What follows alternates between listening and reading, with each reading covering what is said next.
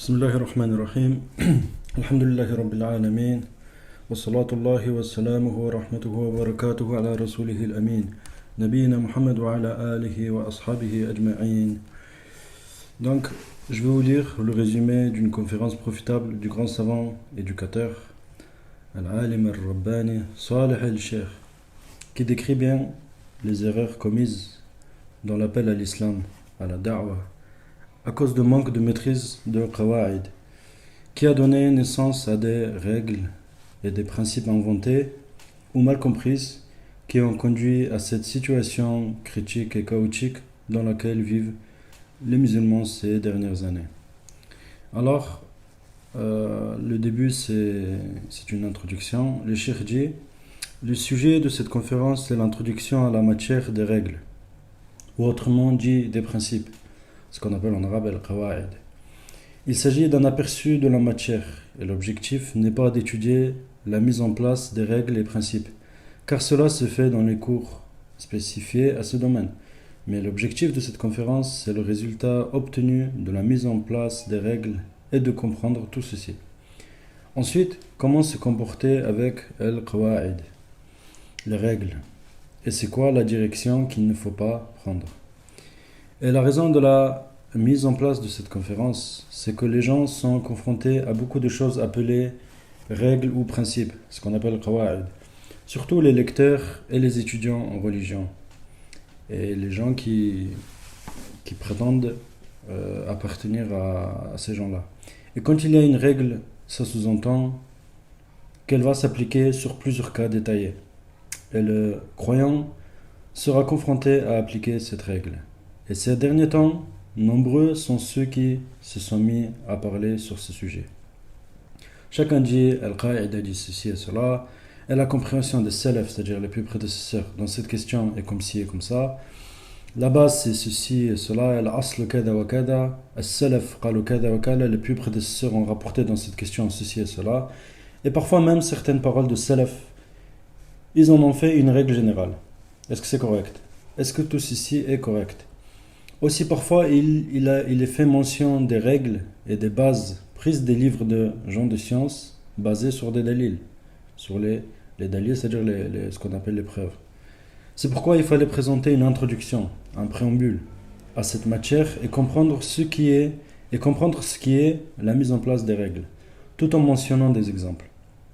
Et la deuxième raison de la mise en place de cette conférence, c'est qu'on donne des principes et lignes de conduite pour encadrer la réflexion, encadrer l'esprit de l'étudiant en sciences et l'esprit du croyant de façon générale. En cette période dans laquelle il y a multiplication d'idéologies, et cette époque, comme vous le voyez, il y a de plus en plus d'idéologies, de prise de direction. Il y a une croissance de nombre d'opinions. Chaque jour, il y a de nouvelles règles, des opinions, etc. Donc il y a une croissance de nombre d'opinions chaque jour. Et ce qui a provoqué cela, c'est le manque de maîtrise de base élémentaire du savoir religieux, du ilm, ainsi que le manque de retour aux principes scientifiques. Et la raison qui a engendré toutes ces divergences d'opinion, c'est le grand nombre de règles rapportées par les partisans de toutes ces directions. Ainsi ces règles-là vont être parfois en conformité avec l'islam, mais parfois ce n'est pas le cas. Et il se peut que ce soit acceptable d'un point de vue, tout comme ceci peut être rejeté d'un autre point de vue. Et les exemples seront cités. Donc ensuite, là j'ai cité juste la partie qui m'intéressait. Pour ceux qui le souhaitent, ils écouteront la conférence entièrement en arabe. Deuxièmement, les règles et les principes. Quelle a été la raison de leur mise en place? Cheikh dit, fait partie des raisons, c'est que après les conquêtes, les frontières des terres de l'islam se sont élargies. Les musulmans ont été confrontés à des problèmes, une multiplication d'idéologies et des écoles, des nouvelles mentalités, et il y a eu beaucoup de questions à traiter. Alors afin d'encadrer les questions dans un seul emplacement, c'est-à-dire les points à traiter, dans un seul emplacement, les règles ont été mises en place.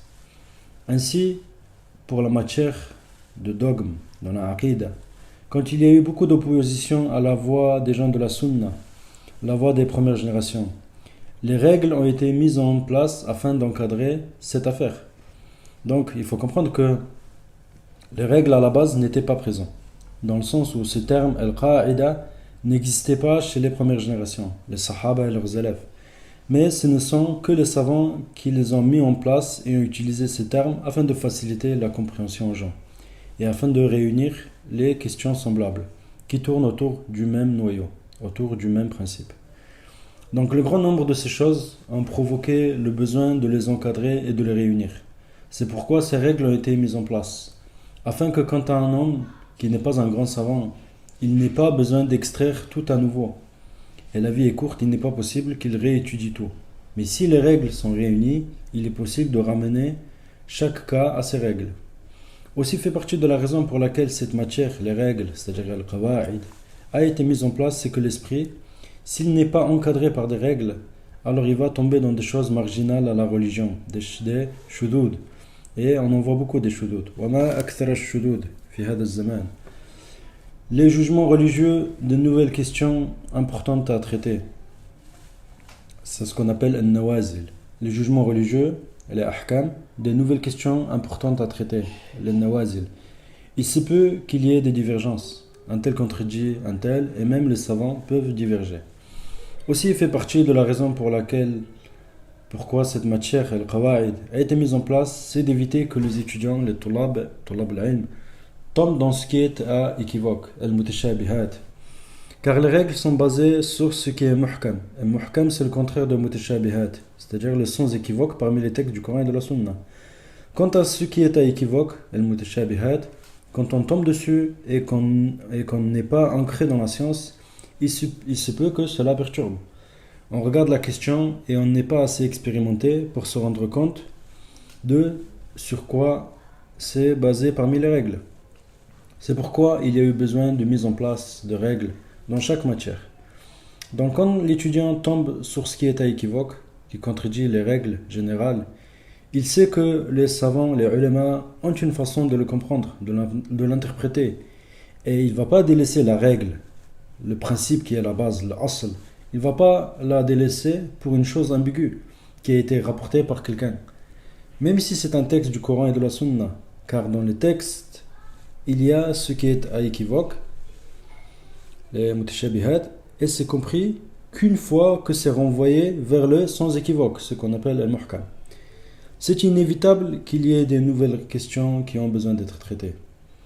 Et est-ce qu'à chaque fois qu'il y a un nouveau problème, il faut un nouvel effort de réflexion, ou il y a plutôt des règles? La réponse, il y a bel et bien des règles. Quand les savants reviennent vers ces règles, ils auront moins besoin de faire de ijtihad pour l'actualité. Et ça représente une facilité pour eux. Après avoir médité tout cela, qui est la personne qui met en place ces règles? Et qui est c'est la personne qui a atteint le niveau pour faire cela? Donc la réponse c'est celui de qui on accepte cela, ce sont les gens de science, les ulama. Et pas n'importe qui parmi les gens de science. Donc vous allez voir. Dans la matière de croyance, dans la aqida, la mise en place des règles vers lesquelles il faut revenir, il faut que ce soit fait de la part d'un alim, d'un savant, dans la matière de croyance. C'est-à-dire que c'est un alim dans la aqida. Quelqu'un qui est savant, qui maîtrise les subtilités des paroles des premières générations. Quelqu'un qui maîtrise les idéologies, qui contredisent les idéologies des premières générations. C'est pourquoi la mise en place des règles dans la matière de croyance a diminué après les premières générations, les imams de l'islam. Et Cheikh al-Islam Ibn Taymiyyah, grâce à ses connaissances profondes dans ce domaine, il a mis en place des règles qui ont encadré les questions de croyance. Et la compréhension des paroles des premières générations nous a été facilitée grâce à cela. La matière de croyance va se diviser en plusieurs chapitres. Des chapitres reliés à la croyance du cœur. Il s'agit des 6 piliers de la foi.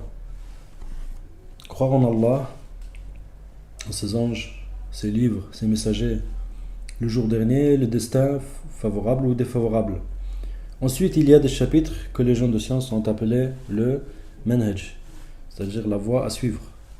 Comme Allah a dit dans le Coran d'après la traduction, à chacun de vous, nous avons instauré une législation et une voie à suivre. Et il s'agit de la méthodologie à adopter dans les interactions, dans les questions comme l'ordre du bien et l'interdiction du mal. Al-amr bil ma'ruf wa an-nahy anil munkar. Ça fait partie de la croyance, tout comme les questions de comportement avec les gouverneurs, les questions traitant des sahaba, les questions traitant des miracles, les mu'jizat et les karamat, ce qu'on appelle les ayat. Tout ça, ça fait partie de la croyance. Tout comme les questions que les gens de la sunna ont contredit les autres groupes. Ces questions ont été classées dans la croyance car ça distingue les gens de la sunna des gens de l'égarement. Donc, la croyance englobe les piliers de la foi, le manhaj et ainsi que les comportements. C'est pour ça que dans l'ouvrage La croyance wasitiyya,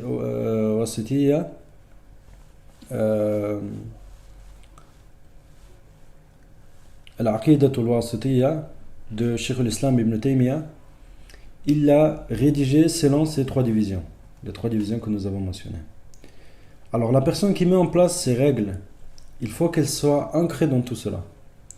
Est-ce qu'on accepte cela de toute personne qui met en place des règles? La réponse n'est pas permis d'accepter de toute personne. Pourquoi? Car si on acceptait de tout étudiant ou de toute personne qui parle dans la religion de mettre en place des règles dans la croyance, ça va engendrer des égarements, car la croyance ne change pas depuis l'époque des premières générations jusqu'à notre époque et jusqu'à ce que Allah fasse hériter la terre et ses habitants.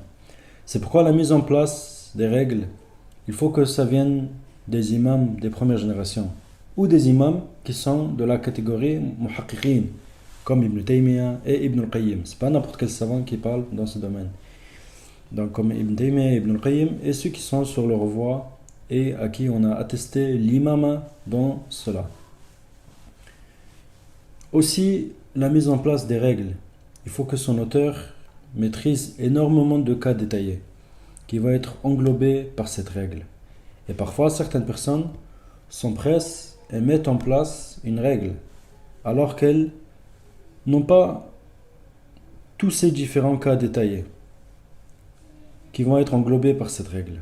Ces personnes n'ont pas à l'esprit ces différents cas détaillés. Ces gens, ils ont juste pensé à certains cas et oublié d'autres. Ensuite, ils ont mis en place une règle. C'est pourquoi tu vois les gens, même certains étudiants en sciences, mettent en place des règles et quand tu t'y opposes, tu vois que la règle n'est pas vraiment une règle. Donc là, le cheikh est en train d'expliquer qu'il y a certains tulab ilm. Quand on dit tulab ilm, ça peut être des gens, même pour certains, ils sont considérés comme des ulama. Mais en vrai, ce sont des tulab ilm, et parfois, c'est même pas des tulab ilm, c'est juste des prêcheurs. Ils ramènent des règles. Et quand on voit leurs règles, on étudie leurs règles, on voit qu'il y a des oppositions à ces règles. Et finalement, on se rend compte que ce n'est même pas une règle. Que cette personne dit que c'est une règle, mais après méditation, on se rend compte qu'en vrai, ce n'est pas une règle. Les gens de science ne considèrent pas cela en tant que règle. Donc, ensuite, le cheikh continue et dit, c'est vrai que les règles englobent la majeure partie de ces cas, mais une règle ne doit pas subir beaucoup d'opposition. Une règle, elle doit être générale le maximum possible. C'est pourquoi tu trouves à notre époque, des gens qui ont mis en place des règles, des gens qui ne font pas partie des gens de science, ils ne font pas partie des ulama, des grands ulama. Alors ils vont mettre en place des règles en fonction du contexte dans lequel ils vivent. Et en vérité, c'est lui qui met en place des règles, il faut qu'il soit impartial et ne soit pas influencé.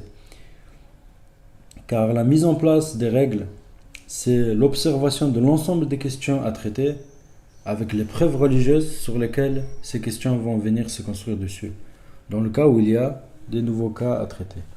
Et nous avons vu à cette époque des gens mettre en place des règles qui contredisent les premiers imams. Et ça a provoqué des divergences dans les points de vue et une absence de précision dans ces idéologies.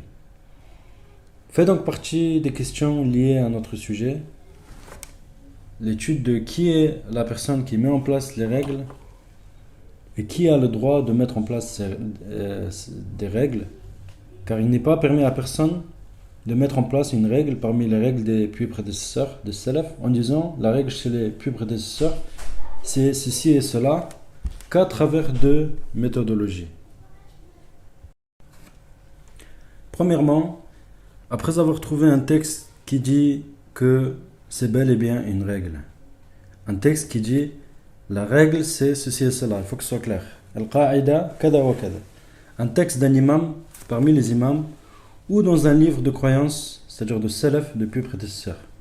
Il faut qu'il y ait un texte, afin d'éviter d'accuser les premières générations de mettre en place des fausses règles. Et c'est sûr que les premières générations, qu'ils sont les meilleurs de cette communauté, comme dans le hadith. Les meilleurs gens sont ceux de ma génération, ensuite ceux d'après, ensuite ceux d'après. Comme le prophète sallallahu alayhi wa sallam l'a dit. Khayrun nasi qarni, thumma alladhina yalunahum, thumma alladhina yalunahum. Car il y a des gens qui disent la règle chez les plus prédécesseurs c'est ceci et cela.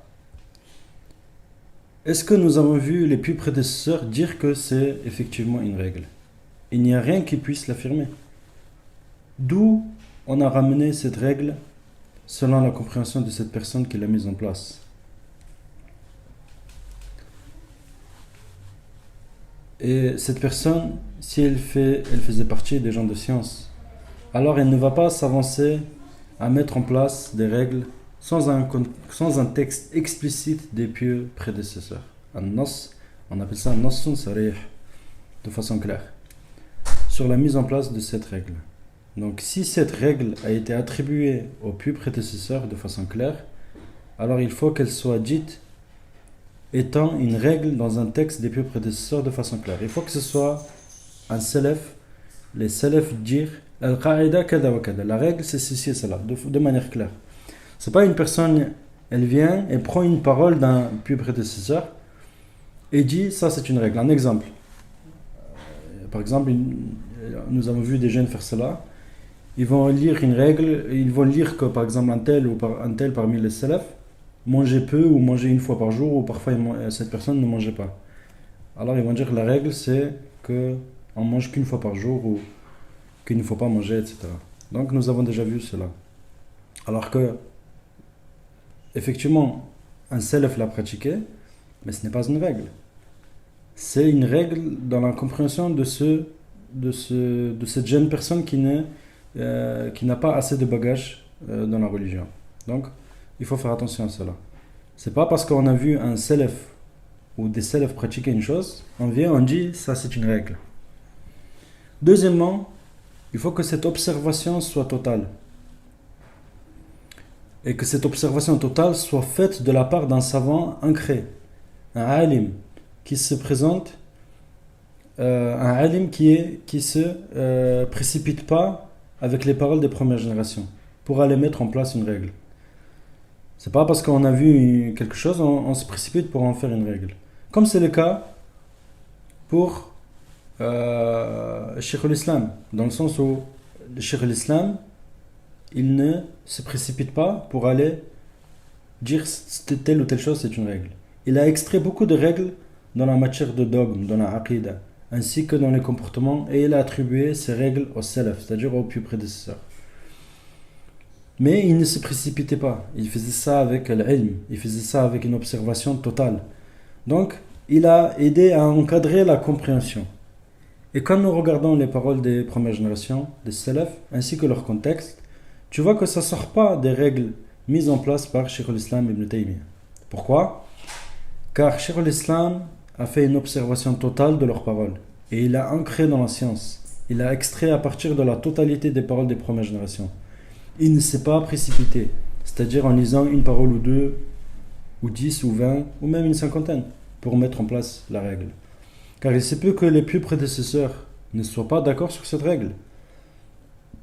Ensuite, on finit par voir que c'est une règle qui contredit les paroles des salaf. Fait partie des règles importantes selon lesquelles on va observer les dalils, les différentes opinions et les paroles des gens qui mettent en place des règles. La règle de prise en compte du muhkam, c'est-à-dire le sans équivoque, et du mutashabih, c'est-à-dire à équivoque. Les livres des sciences du Coran, ulum al-Quran, mentionnent par exemple le sans équivoque. et le texte à équivoque. Tout comme les livres de Usul al-Fiqh. Et ça fait partie des recherches importantes. Et il faut que chaque musulman comprenne cette question de muhkam et du mutashabih. Surtout à cette époque où il y a émergence de différentes idéologies et opinions. Allah a dit dans le Coran, d'après la traduction, c'est lui qui a fait descendre sur toi le livre. Une partie sont des versets sans équivoque, qui sont la base du livre, et une autre partie à équivoque. Quant à ceux qui ont une déviance dans le cœur, ils suivent ce qui est à équivoque, en recherchant par cela la fitna et son interprétation. Mais ne connaissent son interprétation qu'Allah. Et ceux qui sont ancrés dans le savoir, ils disent, nous y croyons, tout vient de notre Seigneur. Donc Allah, le Très-Haut, a mentionné qu'il a fait exister des versets, une partie sans équivoque et une autre à équivoque, afin de tester ses serviteurs. Les versets sans équivoque sont clairs, compréhensibles au lecteur. Quant aux versets à équivoque, ils peuvent être confondus dans le sens, jusqu'à ce qu'ils soient renvoyés aux versets sans équivoque. C'est-à-dire les versets mutashabih doivent être renvoyés vers les versets muhkam. Ces versets à équivoque sont, elles, à prendre au premier degré. C'est-à-dire ces versets mutashabih sont-elles à prendre au premier degré, de manière littérale comme ça? Est-ce que le jugement est pris directement de ces versets, ou faut-il chercher son sens dans un autre verset? Et c'est ainsi pour la sunna. Il y a la partie sans équivoque et une partie à équivoque. C'est pourquoi le prophète sallallahu alayhi wa sallam a dit, d'après la traduction, quand vous voyez ceux qui suivent ce qui est à équivoque, le mutashabih, ce sont eux qu'Allah a mentionné, alors prenez garde à eux. Fahdharuhum. Ceux qui suivent ce qui est à équivoque, ce sont les gens de déviance, Ahl Zayr. Allah le dit dans le Coran. D'après la traduction, quant à ceux qui ont une déviance dans le cœur, ils suivent ce qui est à équivoque. C'est pourquoi quand les Khawarij, littéralement les révoltés, quand les Khawarij ont émergé, ils se sont basés pour appuyer leur idéologie sur le texte du Coran et de la Sunna. Et se sont basés pour rendre mécréant l'auteur du grand péché sur le texte du Coran et de la Sunna. Vous savez, dans la croyance islamique, dans la aqidah des salaf, quiconque commet un grand péché, sans dire que ceci est halal, un grand péché qui est autre que le shirk et le kufr, ceci ne le fait pas sortir de l'islam. Mais les Khawarij, quand une personne a pratiqué la fornication ou a bu de l'alcool ou a volé, ils le sortent de l'islam. Ils disent que cette personne n'est pas musulmane.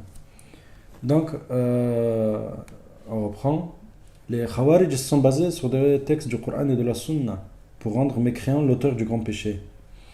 Et le prophète sallallahu alayhi wa sallam a dit, comme c'est dans les deux authentiques, les Sahih, au sujet des Khawarij, les révoltés, ils sortent de la religion, c'est-à-dire les Khawarij, comme la flèche sort du gibier. Où que vous les rencontriez, tuez-les. Donc ça, bien sûr, c'est adressé aux gouverneurs. C'est les gouverneurs, les autorités qui doivent combattre les terroristes. Pas toute personne qui, dès qu'elle voit une personne qui est Khawarij, elle a le droit de le tuer. Comme nous le répétons à chaque fois, ceci est clair, l'islam n'est pas une religion de chaos. Donc le prophète sallallahu alayhi wa sallam, d'après le hadith dit, d'après la traduction du hadith dit, ils sortent de la religion comme la flèche sort du gibet, où que vous les rencontriez, tuez-les, car dans cela il y a une récompense chez Allah. Et comme nous avons dit, ceci est réservé aux autorités, aux gouverneurs. Quelle est la cause de leur égarement? C'est car ils se sont basés sur ce qui est à équivoque, et ils ont délaissé ce qui est sans équivoque. Et qui est celui qui fait la différence entre les deux? Qui est la personne qui fait la différence entre le mutashabih et le muhkam? Qui est celui qui renvoie ce qui est à équivoque vers les textes sans équivoque? La réponse, les compagnons du messager d'Allah sallallahu alayhi wa sallam. Et les révoltés, les Khawarij, dû au fait qu'ils ne soient pas revenus vers les compagnons, vers les ulama de leur époque pour comprendre les textes, ils se sont basés sur les textes à équivoque.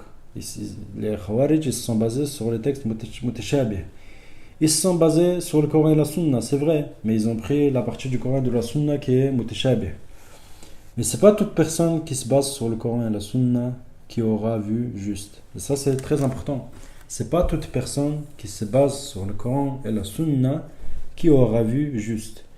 Mais il faut que ce soit basé sur le Coran et la Sunna. Donc, il faut que ce soit basé sur le Coran et la Sunna, oui, mais avec la compréhension des gens de science. Et en premier lieu, les Sahaba, ainsi que les ulama, les grands ulama qui sont sur leur voie. C'est eux qui renvoient ce qui est équivoque vers les textes sans équivoque. Quand on regarde les différentes idéologies, les paroles des Murji'a, des Qadariya, ce sont des groupes d'égarements qui sont nés à travers dans l'histoire de l'islam, les Murji'a, les Qadariya, etc. Tous ils se basent sur le Coran et la Sunna. Mais est-ce que leur compréhension est conforme à la compréhension des premières générations, la compréhension des compagnons, les imams de l'islam? Si c'était conforme, il ne serait pas produit cette dissension du premier groupe des musulmans. Et cette communauté serait restée unie. Mais la cause de divergence et de la dissension est le fait de se baser sur l'équivoque et de laisser les textes sans équivoque. C'est pour ça que c'est important de maîtriser ce qui est sans équivoque dans la religion, dans la croyance, le muhkam. Et quand quelqu'un rapporte un autre dalil qui contredit le sans équivoque, le muhkam, il faut que tu interroges dessus. Car toi, tu t'es arrêté sur un texte sans équivoque, sur une preuve, sur une règle. Alors tu en sors qu'avec une chose, celui du Coran et de la Sunna. Donc le cheikh dit quoi? Il dit, toi tu t'es arrêté sur un texte sans équivoque. C'est un texte muhkam, sur une preuve, sur une règle. Alors tu en sors qu'avec une chose solide du Coran et de la Sunna, ou d'une mise en place de règles des savants de l'islam. Quand on regarde l'équivoque et le sans équivoque de cette manière, alors tu vois que c'est étonnant dans le Coran qui est la parole d'Allah, le très sage, le très informé, qu'il y ait dedans ce qui est à équivoque. Donc là en gros le cheikh est en train d'attirer l'attention vers le fait que c'est Allah, c'est le livre d'Allah, c'est le livre le plus clair. Comment ça se fait que dedans il y a l'équivoque et qu'il y ait dedans une chose par laquelle se sont égarés certains gens, des communautés, des groupes et des écoles? Nous avons expliqué auparavant que ça c'est pour tester les croyants. Comme l'a dit le prophète sallallahu alayhi wa sallam, cette communauté se divisera en 73 groupes. ستفترق هذه الأمة إلى 73 فرقة. Toutes en enfer sauf une. كلها في النار إلا واحدة. Il s'agit de qui? وهي الجماعة. Il s'agit de الجماعة. Donc ça c'est la parole du prophète sallallahu alayhi wa sallam. Le hadith il est connu. Le grand savant Shatibi dit dans son livre Al-Muwafaqat, tout le monde est capable pour appuyer son opinion dans une question de se baser sur le Coran et la Sunna. Donc il dit quoi? Le cheikh dit, toute personne pour appuyer son égarement peut chercher quelque chose dans le Coran et dans la Sunna pour dire que telle ou telle chose est permise. Voyez-vous les chrétiens pour appuyer leur idéologie que l'envoi du messager sallallahu alayhi wa sallam est une vérité, mais elle est spécifique aux Arabes. Donc il y a des chrétiens, ils ont dit oui, Mohammed sallallahu alayhi wa sallam est un messager, c'est une vérité, mais c'est spécifique aux Arabes, nous on n'est pas concernés. Ils se sont basés sur le verset où Allah dit et avertis tes gens les plus proches. Ça c'est un verset du Coran. Et aussi, Allah dit dans le Coran, c'est un rappel pour toi et ta communauté, et vous serez interrogés. Donc, ils se sont basés sur ces versets-là pour dire que l'islam est un message spécifique aux Arabes. Et donc, ils se sont bien basés, ils ont cherché quelque chose dans le Coran qui va dans leur sens. Aussi, ceux qui disent que l'alcool n'est pas interdit, n'est pas haram, ils se sont basés sur la parole d'Allah. Oh, les croyants, le vin, le jeu de hasard, les pierres dressées, les flèches de divination ne sont qu'impuretés, œuvre du diable. Écartez-vous-en afin que vous réussissiez. Donc, ils ont dit quoi? Ils ont dit l'ordre est donc de s'en écarter. Il n'est pas dit explicitement que c'est interdit, que c'est haram. En fait, eux, ils veulent que ce soit écrit dans le Coran que le vin ou l'alcool est haram. Ils veulent que ce soit écrit comme ça. Donc, ce verset ne leur suffit pas. Ils ont dit quoi? Ils ont dit l'ordre est de s'en écarter. Allah a dit écartez-vous-en afin que vous réussissiez. Mais il n'est pas dit que le vin ou l'alcool est haram de cette manière. Tout comme, donc ça c'est des paroles d'égarement, hein, bien sûr, tout comme les différents groupes d'égarement, les Khawarij, nous avons déjà mentionné, sur quoi ils se sont basés.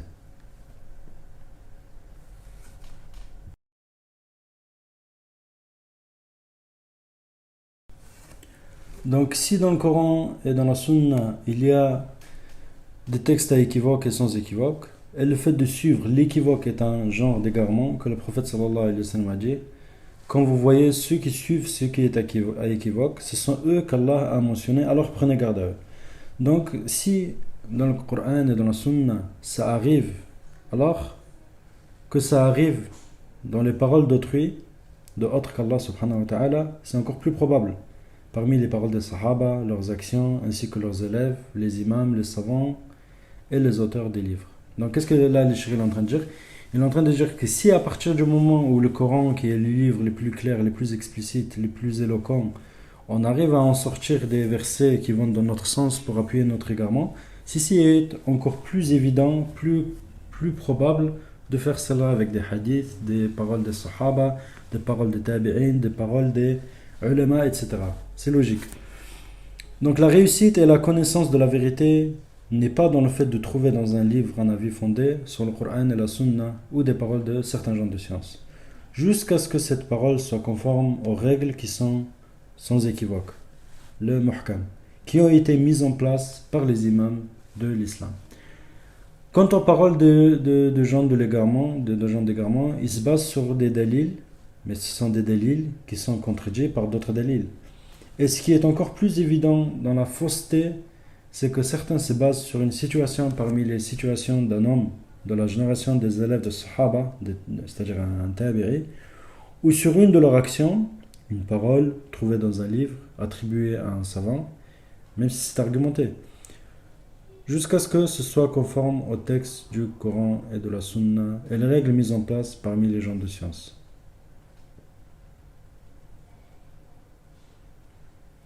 Et aussi dans le fiqh, dans la croyance, dans les interactions. Dans beaucoup de cas, il faut regarder ce principe de texte à équivoque et sans équivoque. Donc ce principe de muhkam et mutashabih, le fait de renvoyer le mutashabih vers le muhkam, etc., ceci est un principe connu dans d'autres domaines et ce n'est pas réservé bien sûr au Coran.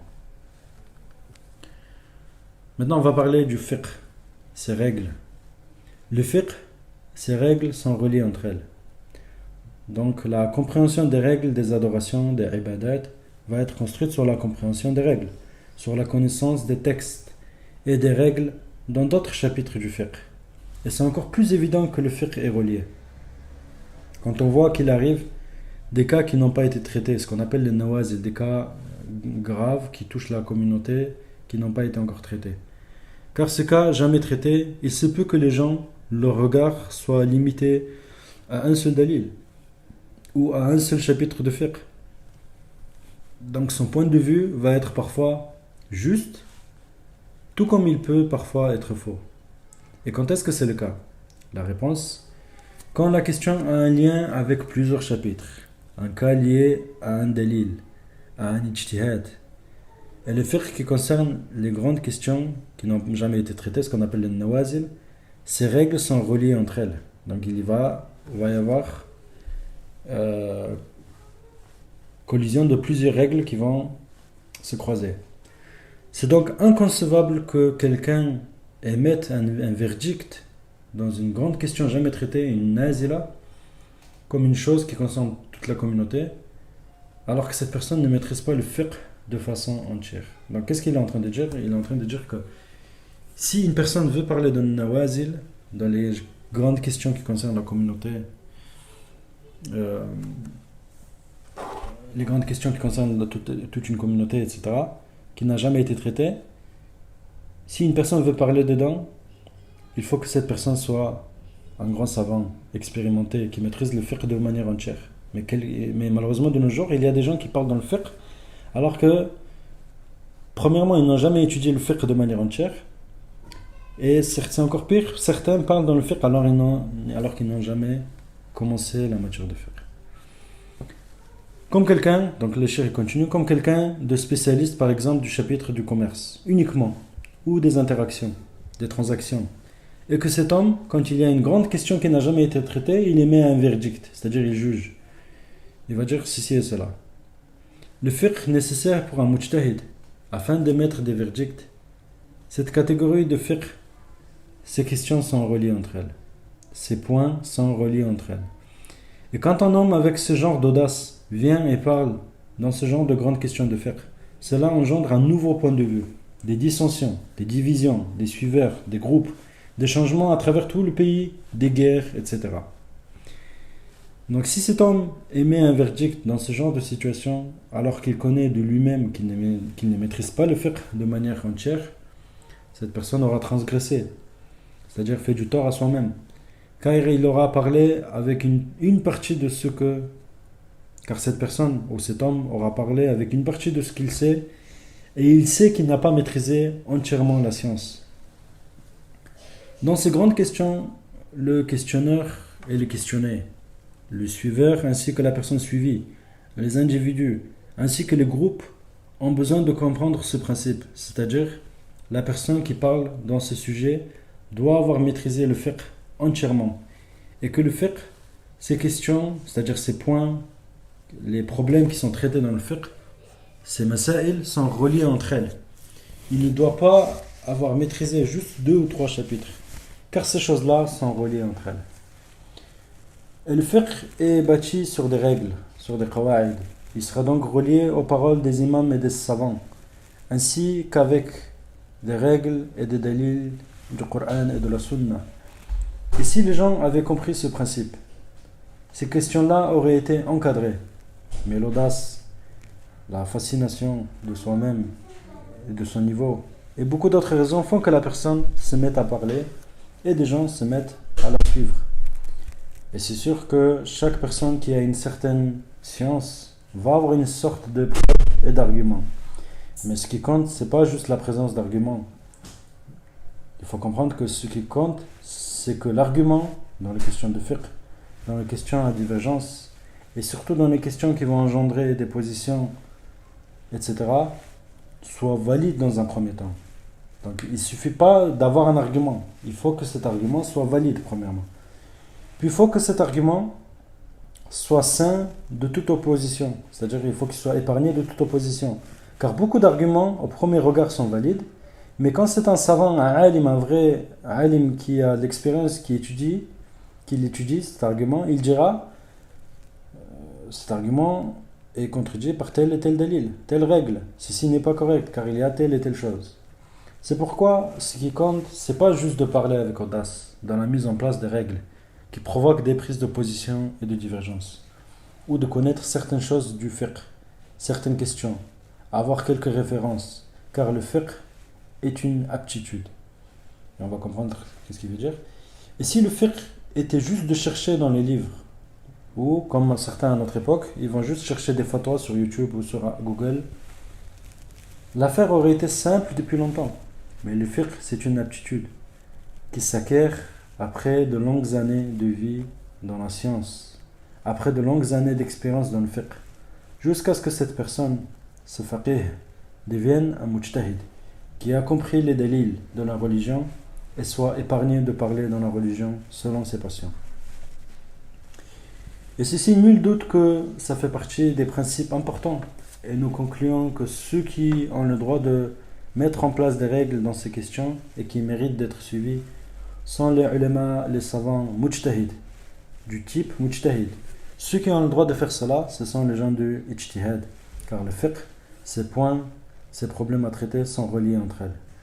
Et il n'est pas permis de prendre une parole d'Allah subhanahu wa ta'ala en délaissant une autre. C'est pourquoi quiconque parle de la parole d'Allah et de son messager sallallahu alayhi wa sallam sans scrupule, en sachant que cette personne ne maîtrise qu'une partie, sans faire preuve de patience et sans agir avec humilité dans tout cela, cette personne aura transgressé et il n'est point excusé. Car il connaissait, cette personne, cet homme, il connaissait son manque d'aptitude. Il a eu de l'audace et a donné son verdict dans une chose dans laquelle il n'a pas le droit de le faire. Ce principe, afin de comprendre les règles dans ces questions de fiqh, a des impacts, bien sûr. Fait partie de cela et il s'agit d'un exemple. Chose que chacun de vous le sait, que beaucoup de gens, et surtout ceux qui prétendent appartenir à la science, ou des étudiants en sciences, se sont mêlés à des questions de jugement d'autrui de fasiq, de tafsiq, d'innovateur, c'est-à-dire tabdi', et du jugement de takfir. Et ils ont inventé des règles dans le jugement d'autrui d'innovateur, qui ne sont pas connues chez les gens de science. C'est pourquoi tu vois que les gens de science divergent avec eux. Quant à eux, ils se sont appuyés pour ces règles sur des dalils et des paroles. Mais pour quelle raison les gens de science, eux, ne se basent pas sur ces règles? N'ont-ils pas compris ces règles de cette manière? Donc là, le cheikh est en train de dire quoi? Il est en train de dire qu'il y a beaucoup de gens qui se sont mis à parler dans des... Ils ont ramené, que ce soit sur les réseaux ou n'importe. Des gens, ils ont commencé à ramener des règles dans des domaines graves, comme le tabdi', tafsiq et takfir, comme le fait de juger autrui de innovateurs, de personnes avec peu de morale, un fasiq ou un mécréant. Ils ont ramené des règles. Mais quand on médite, ces règles n'existent pas chez les grands savants. Les grands savants, par exemple, un exemple comme Cheikh al-Islam Ibn Taymiyyah ou Ibn al-Qayyim, etc.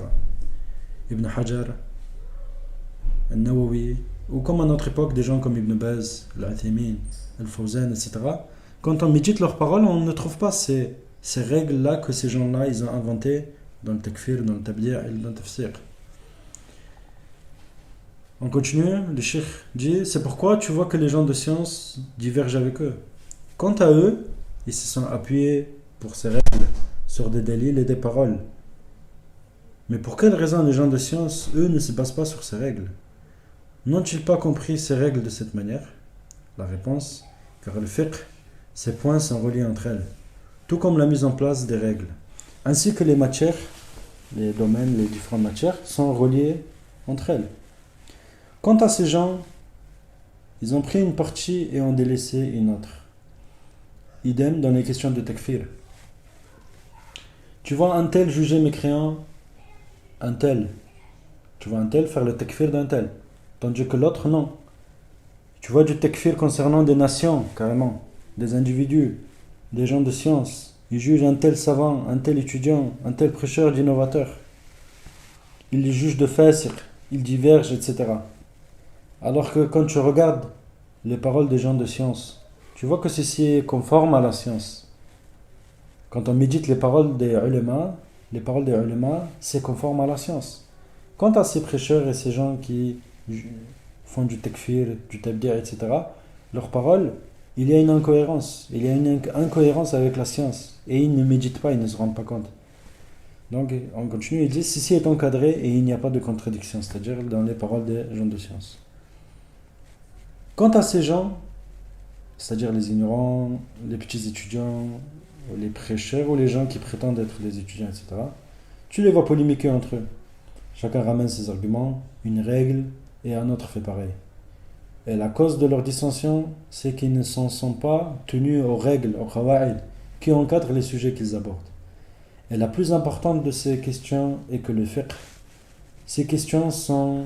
Ces points, les problèmes, les masaïl dans le fiqh sont interconnectés, sont reliés entre elles. Tout comme le fait que le fiqh, dans certaines questions, est bâti sur les questions de croyance, de aqida. Donc qu'est-ce qu'il est en train de dire? Certains masaïl du fiqh sont reliés à des masaïl de aqida. Et la croyance dans la question de takfir, la aqida dans la question de takfir, c'est basé sur le chapitre qui traite les jugements d'apostasie. Donc ces questions, ces points sont reliés entre elles. Donc cette audace et impudence dans la mise en place des règles et dans son application va provoquer des dissensions, des divisions et des marginalités. Est-ce qu'il est possible de dire qu'il s'est trompé, c'est son opinion? Chacun fait des erreurs. Certaines personnes disent ça, oui, mais tout le monde fait des erreurs. Ceci est vrai. Et cette affaire n'aurait pas été grave à ce point si cette affaire s'est limitée à cette personne. Mais malheureusement, ce que nous voyons à cette époque, c'est que l'affaire n'est pas ainsi. Nous voyons que chaque personne qui a une opinion, une certaine compréhension, il y a des gens qui la suivent. Donc qu'est-ce qu'il est en train de dire? On est en train de dire que oui, il y a des gens, ils font des erreurs. Ils ramènent des règles, ils inventent des règles et ils se trompent. Mais on peut dire, voilà, chacun se trompe. L'erreur est humaine. Et le cheikh, il est en train de dire quoi? Il est en train de dire, oui, c'est vrai, l'erreur est humaine. Mais si ceci n'aurait pas été aussi grave, si cette erreur s'est limitée à cette personne, mais le problème c'est que cette personne est un prêcheur. Il y a des milliers de gens qui suivent cette personne et des milliers de gens qui adoptent ces fausses règles et rendent la vie difficile à d'autres personnes. Et la catastrophe s'agrandit, etc. Donc, ceci n'aurait pas été grave si cela était limité à cette personne. Mais malheureusement, cette personne ces gens-là ont des suiveurs.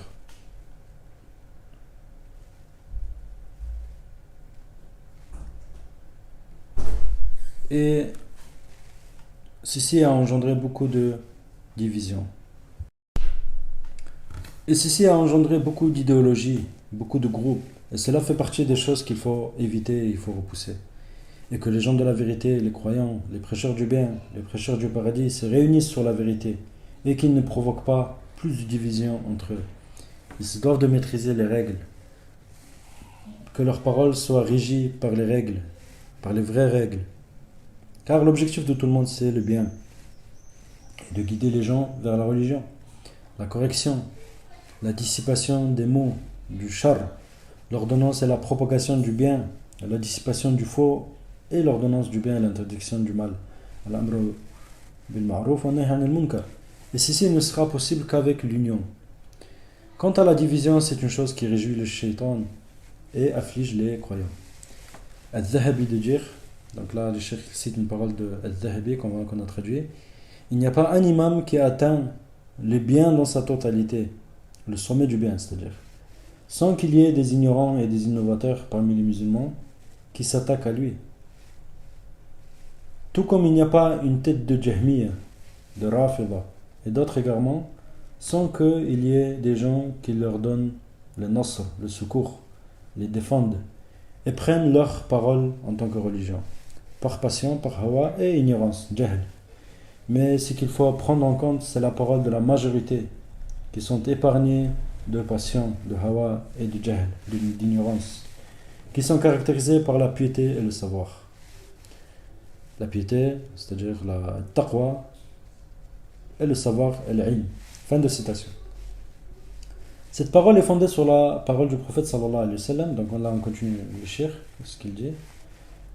Quand un cortège funéraire est passé, les gens dirent du bien. Et quand un autre cortège est passé, les gens dirent du mal. Alors au sujet du premier, le prophète sallallahu alayhi wa sallam a attesté le paradis. Quant au deuxième, le prophète sallallahu alayhi wa sallam lui a attesté l'enfer et dit, d'après la traduction, c'est vous qui représentez les témoins d'Allah sur terre. C'est vous les témoins d'Allah sur terre. Qui sont donc les témoins d'Allah sur terre? Est-ce que ce sont tous les musulmans, tous les gens? La réponse, il s'agit des musulmans qui s'accrochent à la voie des sahaba. Qui sont les témoins d'Allah sur terre? Il s'agit des musulmans qui s'accrochent à la voie des sahaba, qui sont des gens qui sont saints de toute passion et d'ignorance, caractérisés par la taqwa et l'ilm, la piété et le savoir. Donc il faut la présence de deux facteurs. La piété, la taqwa, c'est-à-dire la personne elle craint un minimum Allah, et que ces gens-là soient savants. Il faut que ces gens-là aient du ilm ancré, et de l'expérience dans l'ilm. Il y a des gens, ils ont de la piété, dans le sens où ils ont de la religiosité, ils craignent Allah, mais malheureusement ils n'ont pas de ilm, ils n'ont pas de science. Alors comment ces paroles seraient-elles acceptées sur des individus, au sujet des individus, en critique et en éloge? Quant aux deux facteurs qui doivent être absents, il s'agit de la passion et de l'ignorance. Saint de toute passion, de hawa, car la passion fera de lui, de cette personne, fera d'elle, critiquer toute personne qui n'adopte pas sa voie, et de dire du bien de toute personne qui est sur sa voie. Et malheureusement, on voit ça de nos jours. Il y a des gens qui vont défendre d'autres personnes parce que ces personnes sont conformes à leurs idéologies, même si ces personnes font des graves péchés, même s'il s'agit de gens, c'est des foussards, juste parce que cette personne fait partie de sa fratrie, de son hizb, de son groupe, de sa secte, de son idéologie. Et ces gens-là vont repousser, vont parler en mal de certaines personnes qui sont dans la piété, qui craignent Allah, qui font des bonnes choses, juste parce que ces gens-là n'adoptent pas leurs idées à eux.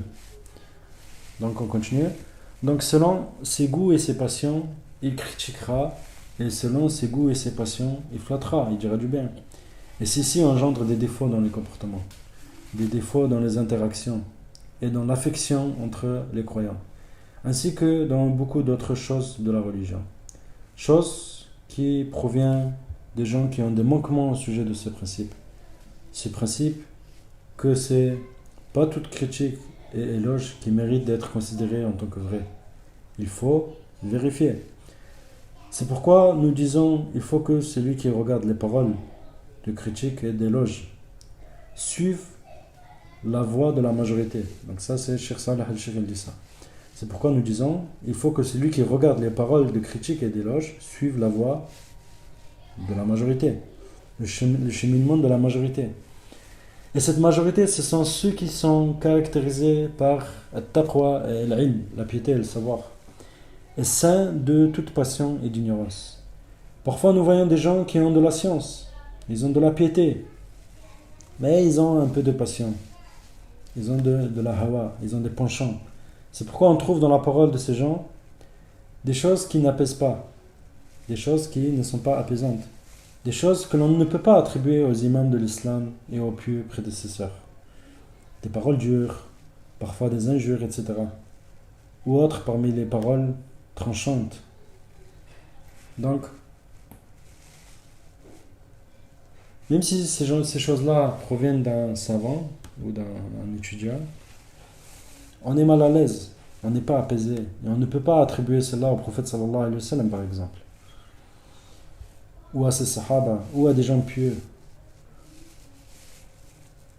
Ou il se peut que cette personne a de la piété, c'est-à-dire la religiosité, mais pas le ilm. Cette personne n'a pas le savoir. Ou cet homme a le savoir, mais pas la piété, etc. Il a du ilm, mais il ignore certains points. Donc ça, c'est certaines personnes. Ils ont de la science, mais ignorent certains points.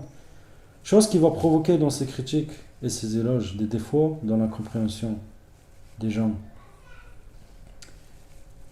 Des défauts dans la compréhension des gens. Donc c'est une chose qui va provoquer dans ces critiques et ces éloges des défauts dans la compréhension des gens et des musulmans. Donc il faut qu'il y ait des bases dans les règles générales des questions de critique et éloge. Et en cette époque, comme vous le voyez et comme vous le savez, il n'y a personne, et surtout parmi les connus des savants, des étudiants, des prédicateurs ou autres, sans qu'il y ait des gens qui disent du bien ou du mal d'eux. L'imam Ahmed, il y a des gens qui l'ont critiqué. Tout comme l'imam Shafi'i, il y a des gens qui l'ont critiqué. Mais Allah a fait apparaître les mérites de ces gens et a fait que ceux qui critiquent les gens de science, ancrés dans le savoir, que ceux-ci se retournent contre eux et ils n'auront pas atteint le haqq, la vérité. Tout comme dans les critiques et les éloges, ce qu'on peut appeler le jarh wa ta'dil, il y a des raisons qui poussent les gens à faire cela. Et pour ce principe qui dit c'est pas toute critique et éloge qui mérite d'être considérée étant vraie, il faut connaître les causes qui poussent les gens à critiquer. Pourquoi un étudiant en critique un autre? Pourquoi un musulman il en critique un autre?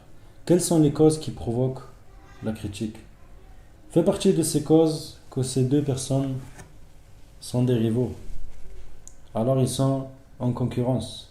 Et il se peut qu'il veut être mis en avant par rapport à son rival. Chose qui le ramène à le critiquer. Shirji, l'imam Malik par exemple, Ibn Abi Dhib a dit à son propos, dans un sujet dans lequel ils ont divergé, c'est-à-dire l'imam Malik et cet imam, ils ont divergé. Quand il a été interrogé au sujet de l'imam Malik, il a dit quoi? Cet homme, malgré le fait que c'est un imam, il a dit, il doit se repentir ou sinon il faut l'exécuter. L'imam Malik, il faut l'exécuter. Subhanallah. Donc là, le Shirji, l'imam Malik est un des imams de l'islam. Et Ibn Abi Dhib est un thiqa, c'est-à-dire digne de confiance et de mémoire. Les deux sont des imams. Et entre les deux, il y a eu ce qui arrive entre deux personnes du même niveau. c'est-à-dire des concurrences, des rivalités, des choses comme ça. Ibn Abbas, c'est-à-dire le cousin du prophète sallallahu alayhi wa sallam, donc c'est un sahabi. Ibn Abbas dit, d'après le sens, dans ses paroles il y a de la sagesse, il a dit les savants, les ulama sont en concurrence. Ils se jalousent comme se jalousent les boucs dans leur enclos. Donc ceci pour dire que les ulama, malgré le fait que c'est des ulama, ça reste des êtres humains. Et il se peut que parfois certains dévient dans le comportement. Et ceci est une chose qui arrive, c'est clair. Donc il se peut que celui qui critique l'autre, et la cause en est qu'ils sont de la même génération. Ce sont des aqran, ils sont des rivaux. Et le croyant à succès, c'est-à-dire le croyant à tawfiq, qui a de la taqwa, il aime ceux qui donnent nasr à la religion d'Allah. Il aime ceux qui donnent secours à la religion d'Allah. Il aime celui qui dit la parole de vérité, même s'il a peu de suiveurs. Tandis que l'autre, il a des foules qui le suivent. Mais ce qui importe, c'est que la religion d'Allah soit en triomphe et que le Coran et la Sunna soient propagés entre les gens. Donc sa préoccupation ne doit pas être le nombre de suiveurs. Moi j'ai plus de suiveurs, je suis heureux quand l'autre tombe dans une erreur. Non, au contraire, je dois me réjouir quand il a vu juste. Quand mon rival a atteint le haqq, je dois être réjoui, même si je n'ai aucun suiveur. Et je suis affligé quand il tombe dans une erreur. Quand un prêcheur du haqq tombe dans une erreur, je suis affligé. Même si moi j'ai une foule qui me suit. C'est pourquoi fait partie des causes de la critique, c'est que celui-là est concurrent de l'autre. C'est une des causes. Fait aussi partie des causes des critiques la jalousie. Et Allah a interdit de jalouser. Allah dit, d'après la traduction, envie-t-il aux gens ce qu'Allah leur a donné de par sa grâce. Or nous avons donné à la famille d'Ibrahim, d'Abraham, le livre et la sagesse. Et nous leur avons donné un immense royaume. Certains d'entre eux ont cru en lui, d'autres d'entre eux s'en sont écartés. Donc fin du verset, fin de la citation du verset. Car la jalousie range les bonnes actions, comme c'est rapporté dans le hadith du prophète sallallahu alayhi wa sallam où il dit, d'après la traduction, prenez garde à la jalousie, le hasad, car la jalousie range les bonnes actions, comme le feu range le bois. Et la réalité de la jalousie, c'est l'absence d'agrément des décrets d'Allah. C'est qui en vérité qui lui a fait don? Qui a fait qu'un tel est devenu un guide pour les gens? Qui l'a rendu ainsi? Qui lui a élargi les biens? Qui a fait qu'il a bonne réputation? C'est Allah. Donc si tu le jalouses en vérité, tu t'opposes à la faveur qu'Allah donne à qui il veut. Fait aussi partie des raisons qui poussent les gens à parler avec critique. Les différents types de partisanerie. Un tel fait partie de tel groupe, l'autre de tel groupe. Celui-là critique celui-là et celui-là l'autre. Tout ceci pour son groupe et ses partisans. Fait aussi partie des différentes raisons qui poussent les gens à critiquer un savant, un alim, un imam. L'objectif de le faire tomber aux yeux des gens. Car derrière cela, il y a un but. Si tel savant ou tel alim, il tombe, s'il n'est plus là, ceci lui laisse la voie libre pour que cette personne vienne mettre en place chez les gens ce qu'elle veut. Donc fait partie des raisons, c'est que cet homme qui parle avec critique a un objectif derrière la tête. Il cherche par la critique le fait de dissiper ce savant. Et si ce savant critiqué, il tombe aux yeux des gens, alors qu'il est un homme de qui on atteste le bien, et que les gens s'en éloignent, car il ne sera plus un guide aux yeux des gens, les gens n'écouteront plus ses paroles, et ils vont tourner vers le mal, et la religion sera perdue. L'éloge parfois aussi est vrai, tout comme elle peut être fausse. Cet éloge aussi a ses raisons. Fait partie de ces raisons l'admiration et la fascination. On peut être fasciné par la personnalité de quelqu'un. Donc cette admiration fait partie des raisons qui le pousseront à flatter cette personne sans limite. Comme si cet individu, comme si cette personne était une personne parfaite sans défaut. Cette fascination la poussera à flatter sans limite et aussi à fermer les yeux sur ses défauts. Fait partie des raisons qui poussent à dire du bien ou à flatter aussi les différents types de partisanerie et d'idéologie. Il va faire les éloges d'un tel pour qu'il soit mis en avant et que les gens se dirigent vers lui, car il fait partie des partisans d'un tel. Et le principe qui va encadrer tout cela, c'est le principe qui dit C'est pas toute critique et éloge qui mérite d'être considérée étant vraie. Il faut vérifier les choses. Et l'homme qui a de la taqwa, de la religiosité, s'éloigne de toute passion, de parler par les sentiments. Il doit acquérir l'impartialité par le ilm, le savoir religieux. Il doit voir les choses d'un angle basé sur le savoir. Il faut regarder le cas de la personne critiquée ou flattée d'un point de vue basé sur la science et le savoir, avec impartialité, en pesant les choses en étant véridique avec soi-même, en recherchant la vérité, le haqq, vide de toute passion, ne penchant ni vers un tel ni vers un tel, mais en suivant uniquement le haqq, et négliger ce principe en donnant comme résultat que la personne qui est sur le juste milieu, qui ne critique pas sans limite comme eux, ou qui ne fait pas les éloges sans limite comme eux, il se voit être soupçonné par ces groupes. Ni le groupe de ceux qui font les éloges, ni le groupe de ceux qui parlent avec critique l'acceptent. Donc, ni ceux qui exagèrent dans les éloges vont l'accepter, ni ceux qui exagèrent dans la critique vont l'accepter.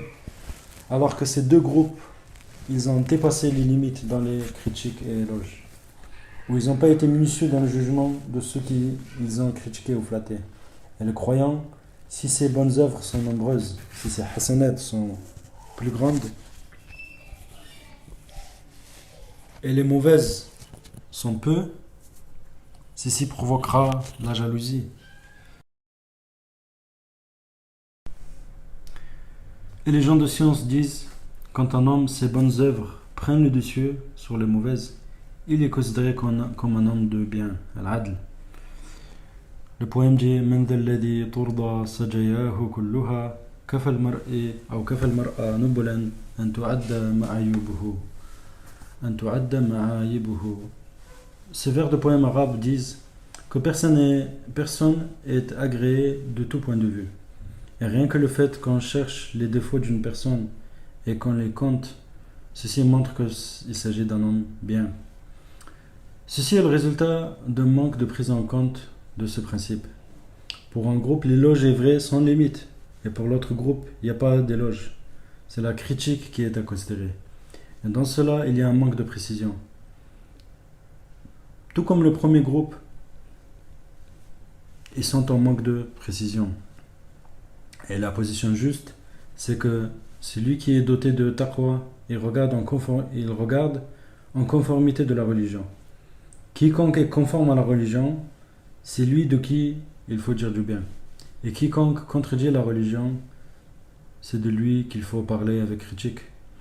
Et fait partie des principes des gens de la sunna, c'est que le croyant, il peut réunir les raisons qui poussent à l'aimer, tout comme ce qui pousse à ne pas l'aimer, tout comme le contraire. Car s'il a du bien et il a été conforme à la religion dans une chose, il doit être aimé pour cela. Et s'il tombe dans un égarement ou un péché, ou s'il contredit la vérité de manière préméditée avec le savoir, et il ne s'en repent pas, alors il aura réuni ces deux choses. Il doit être aimé d'un point de vue et ne pas être aimé d'un autre point de vue. Et le juste milieu, c'est l'emblème de cette religion. Cette religion est le juste milieu des religions. Et ce groupe, les gens de la sunna, sont le juste milieu entre ces différents groupes.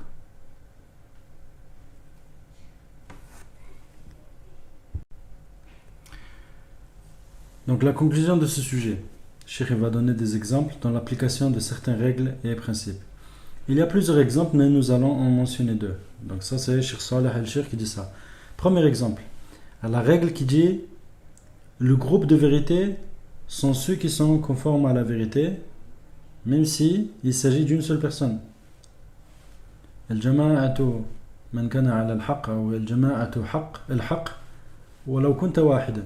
Voici une règle générale. Et il s'agit de la parole de Ibn Mas'ud radiyallahu anhu.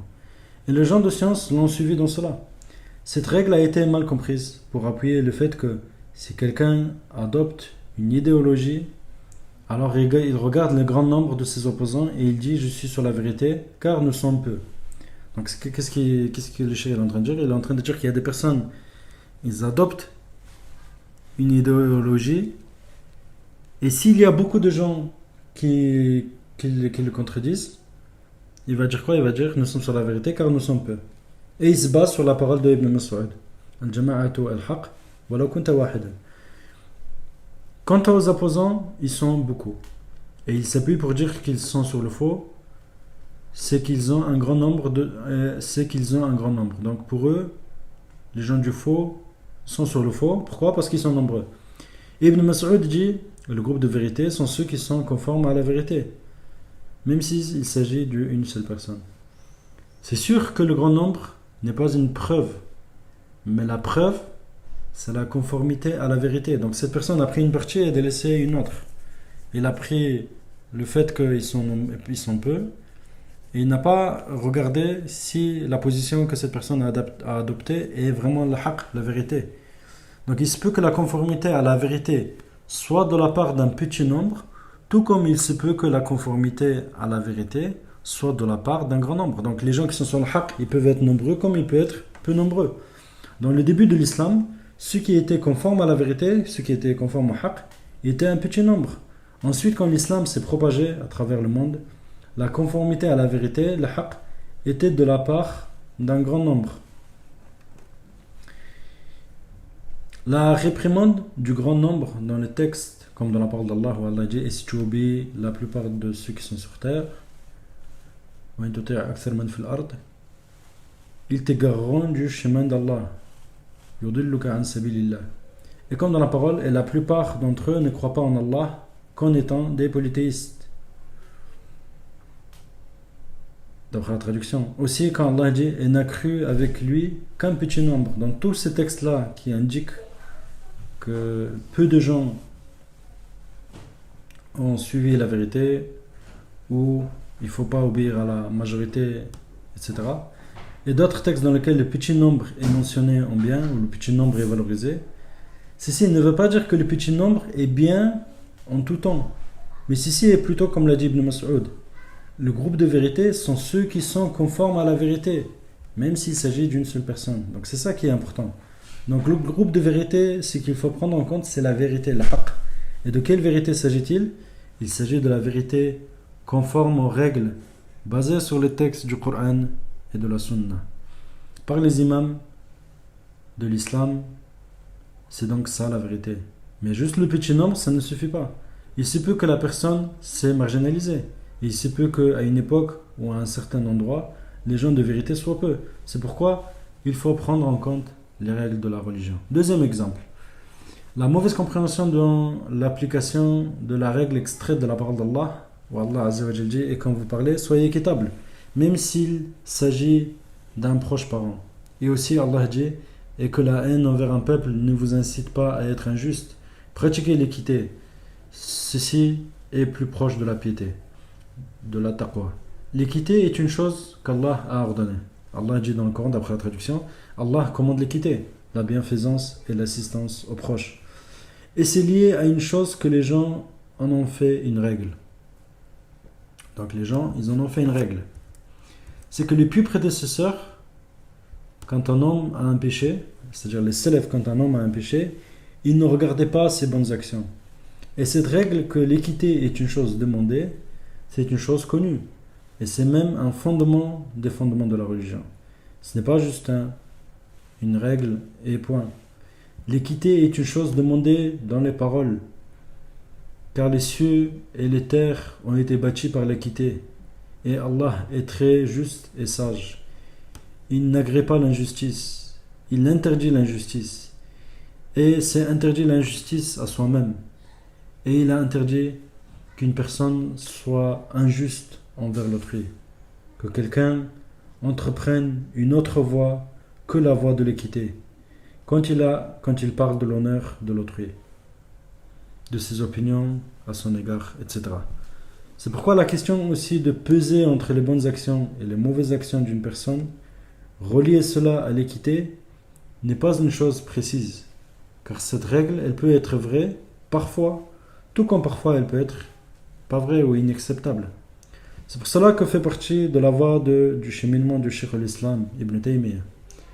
On peut observer qu'il a évoqué les biens et les mal dans certaines questions connues, ainsi que dans ses jugements au sujet de certains groupes, comme Mu'tazila ou Asha'ira, c'est-à-dire les Asharites. Et on voit qu'il n'a pas mis en pratique cette règle dans d'autres cas. En faire une règle générale, ceci nécessite de la réglementation et des bases, tout en suivant le cheminement des pieux prédécesseurs. Et il y a dans cela une sorte de manque d'étude totale des textes.